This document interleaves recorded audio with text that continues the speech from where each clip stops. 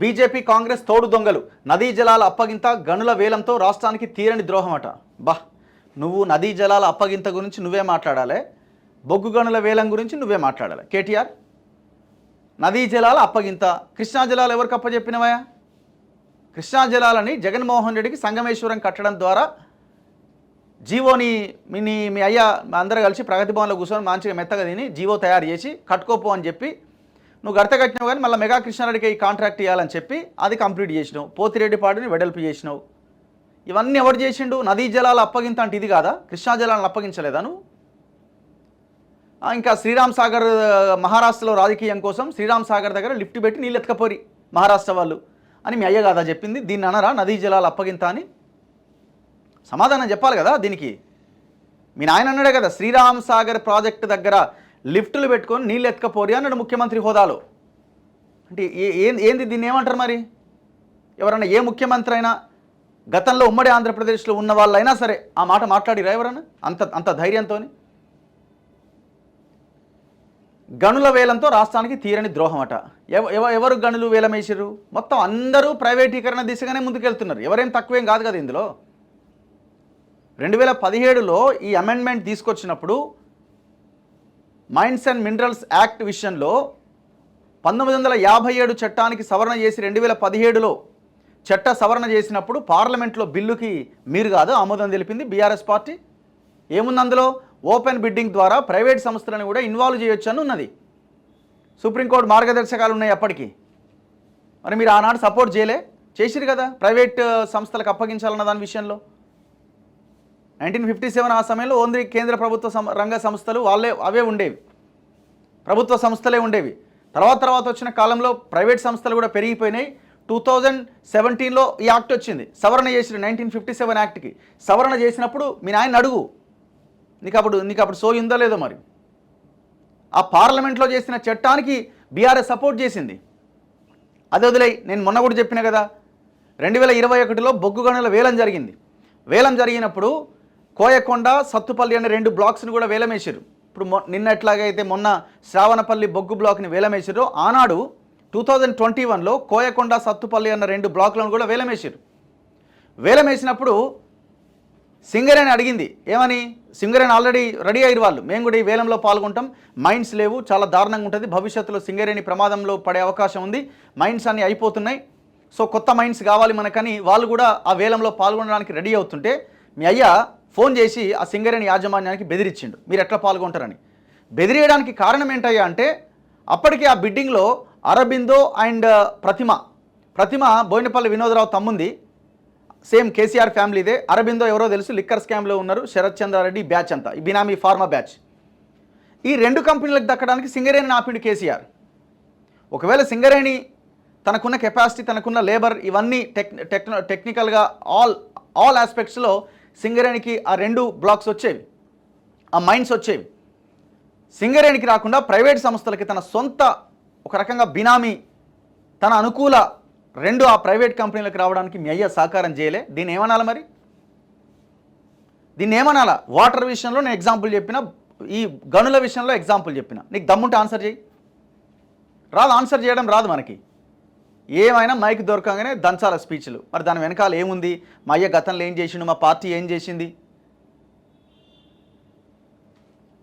సింగరేణిని సర్వనాశనం చేసింది KCR and co. సర్వనాశనం. ఒక ఎండీని 9 సంవత్సరాల పాటు కొనసాగించి అక్కడ ఉద్యోగాలు అమ్ముకొని పెద్ద ఎత్తున డబ్బులు దండుకొని దోపిడీ చేసింది సింగరేణిని మొత్తం. కల్వకుంట్ల కవిత, ఈ బ్యాచ్ అంతా కలిసి. ఇవన్నీ వాస్తవాలు కదా. ఇవన్నీ ఇప్పుడు నేను చెప్పిన దాంట్లో ఒక్క అబద్ధమైన ఉందా? మళ్ళీ వాళ్ళు వేలమేసిర్రు, వాళ్ళు ప్రైవేటీకరణ, వీళ్ళు ప్రైవేట్, మరి నువ్వు చేసింది ఏంది? దానికి ఆన్సర్ ఉండదు. బీఆర్ఎస్ సింగరేణి మీద డబుల్ గేమ్ ఆడుతుందని ఒక కథనం రాసిరు. 2015లోనే తాడిచెర్ల గన్ని ప్రైవేట్కి అప్పగించారు. ఉమ్మడి కరీంనగర్ జిల్లా మంథని డివిజన్లో 1989-2000 మధ్య సింగరేణి మినరల్ ఎక్స్ప్లోరేషన్ కార్పొరేషన్ 6 చోట్ల బొగ్గు నిక్షేపాలు గుర్తించింది. అందులో తాడిచెర్ల ఓపెన్ కాస్ట్ మైన్ ఒకటి. 2005లో నాటి కేంద్రము క్యాప్టివ్ మైన్ కింద తాడిచెర్ల గనిని జెన్కోకు కేటాయించింది, అంటే ప్రభుత్వ రంగ సంస్థ జెన్కోకి. ఈ గనిలో బొగ్గు ఉత్పత్తి చేసి జెన్కోకు సప్లై చేయడానికి నాటి సీఎం వైఎస్ఆర్ పెద్దిరెడ్డి రామచంద్రారెడ్డికి చెందిన కంపెనీకి కాంట్రాక్ట్ ఇచ్చిండు. వైఎస్ మరణానంతరం రోషయ్య సీఎం అయ్యాక కాంట్రాక్ట్ విషయం వెలుగు చూసింది. దీంతో 2011లో తాడిచెర్లను ప్రైవేట్ కంపెనీకి ఇవ్వడాన్ని నిరసిస్తూ ప్రతిపక్షాలు, కార్మిక సంఘాలు పెద్ద ఎత్తున ఆందోళన చేశాయి. ఇందిరా పార్క్ వద్ద ధర్నా చేపట్టడంతో ఈ ఇష్యూ రాష్ట్ర వ్యాప్తంగా సంచలనం సృష్టించింది. దిగివచ్చిన నాటి రోషయ్య తాడిచెర్ల బొగ్గు బ్లాక్లో తవ్వకాల కాంట్రాక్టును తిరిగి సింగరేణికి అప్పగించాలని నాటి సీఎండి నరసింగారావుకు లెటర్ రాసిండు. అప్పటికే తెలంగాణ ఉద్యమం తెలంగాణ ఎక్కడుంది ఇది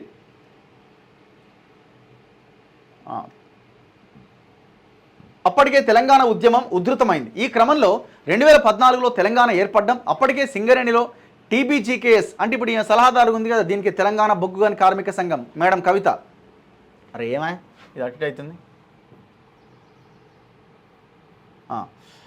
ఈ గనిని ప్రైవేటుకు లీజుకి ఇవ్వడం వెనుక పెద్ద కుట్రే జరిగినట్టుగా అప్పట్లో ఆరోపణలు వచ్చాయి.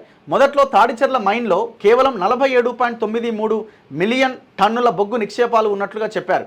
ఎక్కువ లోతులో తక్కువ బొగ్గు నిక్షేపాలు ఉన్నాయని, స్ట్రిప్పింగ్ రేషియో 1:8గా ఉందని, లో గ్రేడ్ బొగ్గు అని, ఇక్కడ బొగ్గు వెలికి తీస్తే సింగరేణి నష్టపోతుందని తప్పుడు రిపోర్ట్లు ఇచ్చిరట.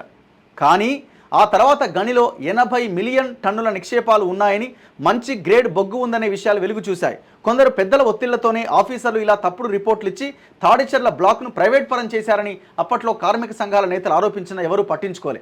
ఇట్లా కేసీఆర్ అంటోడు ఆ తాడిచెర్లని ఎవరైనా మహేశ్వర్ రెడ్డి అని పేరేదో ఉంది, ఏఎంఆర్ గ్రూప్ ఏదో, గత ఏడాది 2 గనులు ప్రైవేట్కి ఇచ్చినాడు. కేంద్రం 2015లోనే గనులు ఖనిజాల సవరణ చట్టాన్ని అమల్లోకి తెచ్చింది.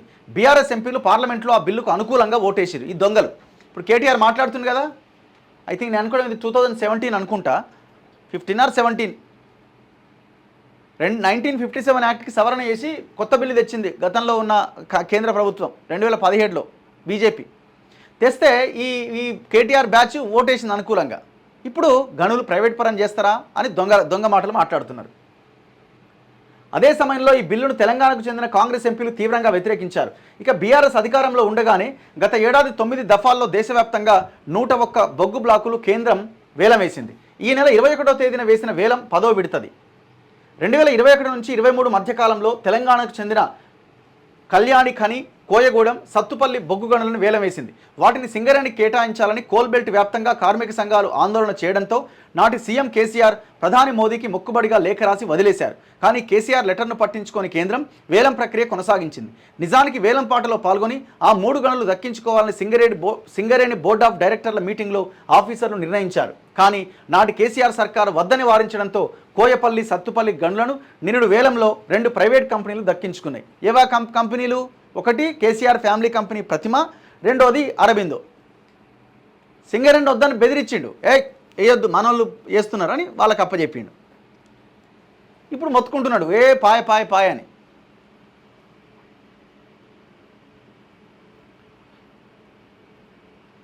ఇప్పుడు ఏమైంది, ఆ 2 చోట్ల మైనింగ్కు బ్రేక్ పడ్డదట. కొత్తగూడెం జిల్లాలోని కోయగూడెం OCP 3 ప్రాజెక్టుకు కేంద్రం వేలం వేస్తే ఆరో కోల్ ప్రైవేట్ లిమిటెడ్ అనే సంస్థ దక్కించుకున్నది. ఈ మైన్లో 83 మిలియన్ టన్నుల బొగ్గు నిల్వలు ఉంటే 29 సంవత్సరాల్లో వెలికి తీయాలి అని సింగరేణి భావించగా ఆ గనిని ప్రైవేట్ కంపెనీ దక్కించుకున్నది. ఇదిలా ఉంటే కోయగూడెం గనికి నిబంధనల ప్రకారం డబ్బు చెల్లించలేదని కంపెనీకి కేంద్రం రద్దు నోటీసులు ఇవ్వగా ఆ కంపెనీ కోర్టులో కేసేసింది. దానిపై విచారణ కొనసాగుతున్నది. అంటే అలా ఆగిపోయింది. అదొకవేళ సింగరేణికి ఇచ్చినా సింగరేణి ఆ పని కంప్లీట్ చేసేది. మరోవైపు ఈ మైన్ ప్రాంతం ఉన్న 170 ఏజెన్సీ యాక్ట్ పరిధిలో ఉన్నది ఈ మైన్. దీంతో ప్రైవేట్ సంస్థలు బొగ్గును వెలికి తీసే ఛాన్స్ లేదు. దీనిపై ఇప్పటికే గిరిజన సంఘాలు కేంద్ర బొగ్గు మంత్రిత్వ శాఖకు లేఖలు రాసినాయి. ఇక ఖమ్మం జిల్లాలోని సత్తుపల్లి JVR OCP 3 బొగ్గు బ్లాక్లో 76 మిలియన్ టన్నుల కోల్ నిక్షేపాలు ఉన్నాయి. 10 నెలల కిందట అవంతిక కన్స్ట్రక్షన్ ప్రైవేట్ లిమిటెడ్ అనే సంస్థ సింగిల్ టెండర్ ద్వారా ఈ బ్లాక్ను దక్కించుకున్నది. ఈ బొగ్గు బ్లాక్ చుట్టూ సింగరేణి గనులున్నాయి. కంపెనీ బొగ్గు, మట్టి వెలికితీతకు అవసరమైన డంప్ యార్డులు, రహదారుల ఏర్పాటు సాధ్యం కావట్లేదు. దీంతో సదరు కంపెనీ తట్టెడు బొగ్గు కూడా ఎత్తిపోయలే. కారణాలు ఇలా ఉంటే బీఆర్ఎస్ వర్కింగ్ ప్రెసిడెంట్ కేటీఆర్ మాత్రం తమ వల్లే ప్రైవేట్ కంపెనీలు బొగ్గును వెలికి తీయలేకపోయాయని మాట్లాడడం విడ్డూరంగా ఉందని కార్మిక సంఘాల నేతలు అంటున్నారు. సిగ్గులేదు, ఆనాడు ఆ కంపెనీలకు అప్పచెప్పింది మీ అయ్యా, సింగరేణి ఆ బొగ్గు వేలంలో పాల్గొనకుండా. ఇప్పుడు ఈ దొంగ లెక్కలు చెప్తున్నాడు. జనమంతా అమాయకులు అనుకుంటారేమో వీళ్ళు, లేకపోతే చెప్పేటోడు ఎవడు లేడు అనుకుంటారేమో.